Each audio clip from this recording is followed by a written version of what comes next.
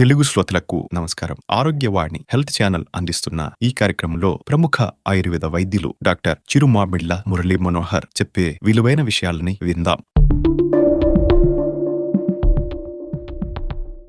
ఈ వీడియోలో మనం మాట్లాడుకోబోయే అంశం అసలు ఆరోగ్యం అంటే ఏమిటి.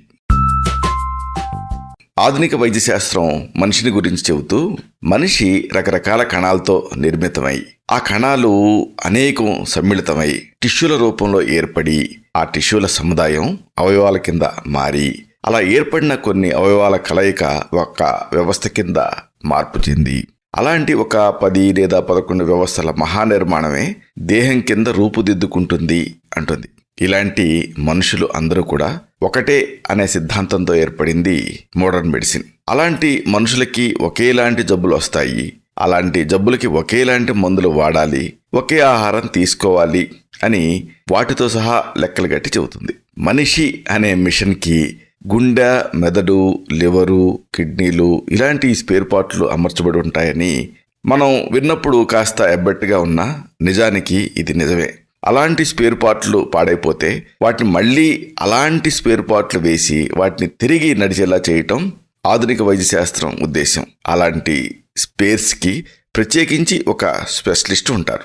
వాళ్ళ భాగానికి మాత్రమే వాళ్ళు పరిమితమై ఉంటారు. మిగతా భాగాలకి ఏమైనా తేడా వస్తే రిపేరు వాళ్ళ చేతుల్లో లేని పని. అలా అని ఆధునిక వైద్య శాస్త్రం ఉపయోగం లేదని కాదు. మనం ప్రాణాపాయంలో ఉన్నప్పుడు ముఖ్యమైన సర్జరీలు విషయంలో ఆ శాస్త్రం కన్నెత్తి చూడనంత ఎత్తులో ఉంది. అదేవిధంగా ఏదైనా వ్యాధిని వీలైనంత త్వరగా తికమక లేకుండా ఖచ్చితమైన డయాగ్నోసిస్ ఈరోజు చేయగలుగుతున్నామంటే ఆధునిక వైద్య శాస్త్రం పుణ్యమే. కానీ అన్నీ ఉన్నా అనేటటువంటి రీతిలో ఆ శాస్త్రానికి ఆత్మ లేదు. అంటే ఈ ఇంటిగ్రేటెడ్ అప్రోచ్ అని మనం ఏదైతే అంటామో అది లేదు. అంటే ఇంటరాక్టివ్ మైండ్ గురించి ప్రస్తావన లేదు. బుద్ధి, ఉద్వేగం, అహంకారం అనే వాటికి ఆ వైద్య శాస్త్రంలో స్థానం లేదు. వీటి ప్రమేయం ఆరోగ్యంలోనూ అనారోగ్యంలోనూ ఎప్పుడైతే ఉండదో ఆ శాస్త్రం చాలా వరకు హ్యాండిక్యాప్డ్గానే ఉంటుంది. దీంట్లో ఎంత మాత్రం అతిశయోక్తి లేదు. ఇక ఆయుర్వేదం విషయానికి వద్దాం. పురాతన సంస్కృతి అయిన ఆయుర్వేదం ఈనాటికి కూడా మనిషికి సంబంధించిన అత్యంత విలువైన సమాచారాన్ని ఇస్తుంది. అంతేకాదు నేటి యుగపు మనిషికి కావలసిన మొత్తం అంశాలు ఆయుర్వేదంలోనే ఉన్నాయి. ఇంచుమించు 5000 సంవత్సరాలకి పూర్వమే ఆయుర్వేదం మనిషి తాలూకు శరీర భాగాలనే కాకుండా అతని అనుభూతుల్ని, ఉద్వేగాలని, వీటికి కారణభూతమైనటువంటి మనస్సుని అధిష్ఠించిన బుద్ధిని దాటి అహంకారాన్ని గురించి సాధికారికంగా మాట్లాడుతుంది. ఇంకా కాస్త లోతుల్లోకి వెళ్తే మన చుట్టూ ఉండే సృష్టి చాలా చిత్రంగా ఉంటుంది. అనేక రకాల జంతువులు, అనేక వృక్షజాలం, ఎంతో అందమైన ప్రకృతి. దాంట్లో మార్పులు, ప్రతి ఋతువుకి రకరకాల రంగుల్లో మారేటటువంటి వాటి ఆకృతులు చాలా అద్భుతంగా ఉంటుంది.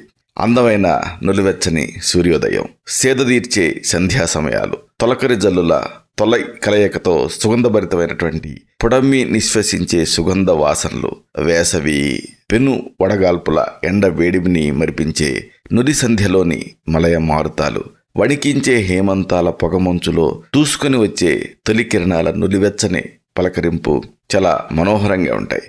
ప్రతి ఉదయం మనసుని నిద్రలేపే కలకంఠాల కిలకిల రావాల కోకోవలు చాలా అద్భుతంగా అనిపిస్తాయి. ఇది చాలా ఆహ్లాదకరమైంది. దీని సృష్టికర్త ఎంత కష్టపడి ఎంత అద్భుతమైన ప్రకృతిని నిర్మించి ఉండాలి. స్థూలంగా చూస్తే ఇదంతా చాలా అద్భుతంగా, చాలా మనోహరంగా, చాలా విచిత్రంగా కూడా అనిపిస్తుంది.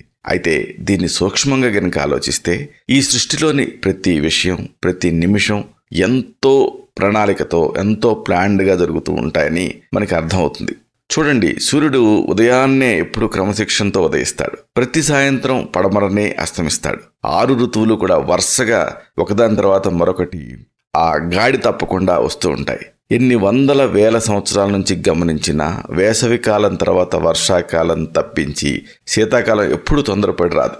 ప్రకృతిలోని జీవజాలం అంతా ఉదయాన్నే సూర్యుడి రాకకై ఎదురుచూసి సూర్యుడి కంటే ముందుగానే మేల్కొని సుస్వాగతం పలుకుతున్నట్టుగా మనకి అనిపిస్తుంది.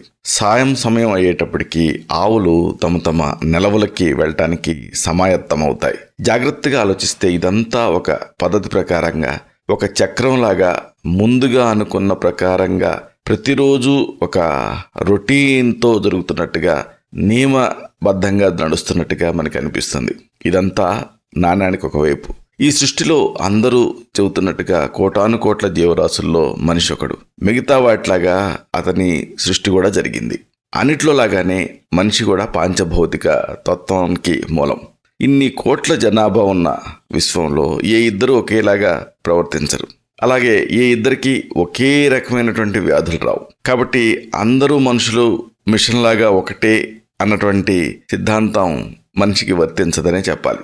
ఈ సృష్టిలో మనిషి అత్యంత జ్ఞానాన్ని కలిగిన జీవి. అత్యున్నతమైన, అతి క్లిష్టంగా వృద్ధి చెందినటువంటి అద్భుతమైన నరాల వ్యవస్థ కలిగి ఉండి మనిషిని మేధావిగా మిగతా సృష్టిలోని అన్ని జీవుల్ని శాసించే స్థాయికి ఎదిగాడు. ప్రకృతిలోని ప్రతి రహస్యాన్ని తన బుద్ధితో శోధించి సాధించాడు. సృష్టికి ప్రతి సృష్టి చేసే స్థాయికి ఎదిగాడు. ప్రకృతినే సవాల్ చేసే అంతటి తెలివైన వాడయ్యాడు. ఇదంతా చాలా గర్వించదగ్గ విషయం. మేధాపరమైన ఉన్నతికి ఇది పరాకాష్ట. మరి ఈ ప్రకృతి ఒడిలోని ఈ మనిషి ఈ ప్రకృతి నియమాలు పాటిస్తూ ప్రకృతి పాఠాలు చదువుతున్నాడా అంటే ప్రశ్నార్థకమే. అసలు ప్రకృతికి కొన్ని నియమాలు ఉన్నాయన్న విషయాలు మనం మర్చిపోయాం. ఏదైనా ఒక వ్యవస్థ కొన్నాళ్లు సాగాలంటే దాని పద్ధతులు, వాటి తాలూకు ఒక నియమ నిబద్ధత, వీటి అవసరం ఎంతైనా ఉంది. ఇది నిత్య సత్యం. అసలు ఈ ప్రకృతి నియమాలు ఏమిటి? అసలు ఎందుకు ఈ ప్రకృతి నియమాలు పాటించాలి అనే వాటికి కొన్ని సమాధానాలు మనం చర్చించుకోవాలి. చతుర్విధ పురుషార్థాలకి ఉత్తమమైన ఆరోగ్యం ముఖ్యమని చాలా ఆరోగ్య శాస్త్రాలు చెప్పాయి. మరి అలాంటి ఉపయోగకరమైన శరీరాన్ని ఆరోగ్యకరంగా ఉంచటానికి కొన్ని నియమాలు ఉన్నాయి. అవి ఏమిటంటే, ఉదయం లేవటం దగ్గర నుంచి నిద్రపోవటం వరకు అన్నిటికీ సూత్రబద్ధమైన నియమాలు. ఇది అనాదిగా మన ముందరి వాళ్ళు పాటించి ఆరోగ్యాన్ని, ఆనందాన్ని పొందారు. ప్రస్తుతం ఈ యాంత్రికమైన స్పీడ్ రోజులలో వాటిని మనం మర్చిపోయి ఎన్నో అనారోగ్యాలకి గురవుతూ ఎన్నో అవస్థల పాలవుతున్నాం. అలా జీవితాన్ని కొనసాగిస్తూ మన పురుషార్థాలని సరిగ్గా నిర్వర్తించలేకపోతున్నాం. నేటి రోజుల్లో ప్రజలందరూ ఇబ్బంది పాలయ్యే అనారోగ్యాల లిస్ట్ మనం గమనిస్తే వాటిలో ముఖ్యంగా కనిపించేవి ఏమిటంటే గుండె జబ్బులు, షుగర్ వ్యాధి, అధిక రక్తపోటు, ఆస్మా, కీళ్ళ నొప్పులు, క్యాన్సర్, స్థూలకాయం, చర్మ వ్యాధులు ఇలాంటివి. ఈ వ్యాధుల్ని మనం జాగ్రత్తగా గమనిస్తే ఇవి రావటానికి ముఖ్యమైన కారణాలు ఏవి కూడా ఇతమిద్దంగా వైద్యశాస్త్రం వివరించలేకపోయింది. అంటే కర్ణుడి మరణానికి కారణాలు ఎన్నైతే ఉన్నాయో అలాగే ఇప్పుడు మనం చెప్పుకున్న ఈ వ్యాధులకి కూడా అన్నే కారణాలు ఉన్నాయి. వీటిని సైకోసోమాటిక్ డిసీజెస్ అంటున్నారు. ఇంకొక రకంగా చెప్పాలంటే లైఫ్ స్టైల్ డిజార్డర్స్ అని కూడా అంటున్నారు. మన జీవన విధానంలో చోటు చేసుకున్న అనేక ఒడిదుడుకులకి మన శరీరం అలాగే మనస్సు తట్టుకోలేక, ఎదుర్కోలేక వచ్చేటటువంటి మార్పులే ఈ వ్యాధుల రూపంలో బయటపడుతుందని చెప్పొచ్చు. మన భారతీయ సాంప్రదాయాన్ని మనం జాగ్రత్తగా గమనిస్తే ఇవేవి మన దరి చేరేటటువంటి అవసరం లేదు. ముఖ్యంగా మన పాత తరం వాళ్ళు రోజువారీగా పాటించే నియమాలను గమనిస్తే మనం మన ఆరోగ్యాన్ని ఏ రకంగా కోల్పోతున్నామో, వాళ్ళు ఎందుకంత ఆరోగ్యంగా ఉంటున్నారో మనకి తెలుస్తుంది. ఉదాహరణకు తీసుకుంటే మన ముందు తరం వాళ్ళల్లో మనం ఇప్పుడు చెప్పుకున్న వ్యాధులు ఎంతో అరుదుగా కనిపించేవి. ఊళ్ళలో ఒకళ్ళకి షుగర్ ఉందంటే అదొక వింతగా ఉండేది. గుండెపోటుతోటి మరణించే వారి సంఖ్య చాలా తక్కువగా ఉండేది. ఇక బీపీ, క్యాన్సర్లు ఇలాంటివి అసలు అక్కడ ఉండేవి కాదనే చెప్పొచ్చు. ఇక నేటి రోజుల్లో వీటి తీవ్రత ఎంత ఎక్కువగా ఉందంటే ప్రపంచంలో 10 మంది షుగర్ వ్యాధిగ్రస్తులను పోలిస్తే ఒకళ్ళు భారతీయులుగా ఉంటారనేది ఒక సర్వే చెబుతుంది. గత ఈ 10 సంవత్సరాలుగా మన ఆరోగ్య విషయంలో చాలా మార్పులు వచ్చేసాయి. 30 సంవత్సరాలకే గుండె జబ్బులు, షుగరు, బీపీ, క్యాన్సర్ ఇలాంటి వాటి బారిన పడుతున్నాం. కాబట్టి మనం మన సమాజాన్ని రక్షించుకోవాల్సిన కర్తవ్యం మన ముందరుంది. మనందరం కూడా మంచి ఆరోగ్యంతో ఉండటం ఎలా, ఉన్న ఆరోగ్యాన్ని కాపాడుకోవటం, అనారోగ్యాన్ని పోగొట్టుకోవటం ఏ రకంగా సాధ్యం అనే దాని గురించి కాస్త వివరంగా మనం ఆలోచిద్దాం. ఆరోగ్యమే మహాభాగ్యం అనేది అందరికీ తెలిసిందే. ఆరోగ్యం గురించి మాట్లాడే ప్రతి వక్త నోటి నుంచి బయటకు వచ్చే మొదటి మాట ఇదే. దీన్ని విస్తృతార్థంలో తీసుకుంటే భాగ్యం కంటే మహాభాగ్యం వేరు. భాగ్యవంతుడంటే కేవలం స్థిర చర ఆస్తులు ఉన్నవాడు అని అర్థం. కానీ మహాభాగ్యవంతుడిగా అంటే వీటన్నిటినీ మించినటువంటి ఆస్తులు ఉన్నవాడు అని అర్థం.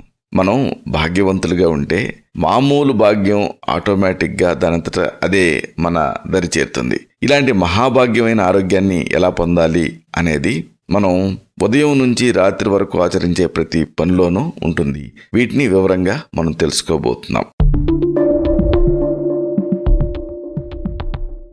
వ్యక్తిగత కన్సల్టేషన్ కోసం సంప్రదించవలసిన మా హెల్త్ సెంటర్ చిరునామా: doctor Chirumamilla Murali Manohar, MD, Ayurveda, Raksha Ayurvedalaya, plot number 13, Rammurthy Nagar, CBCID colony, Hyder Nagar, Hyderabad 5,85,000. Website address www.muralymanohar.com. Phone numbers 9246575510, 9177445454.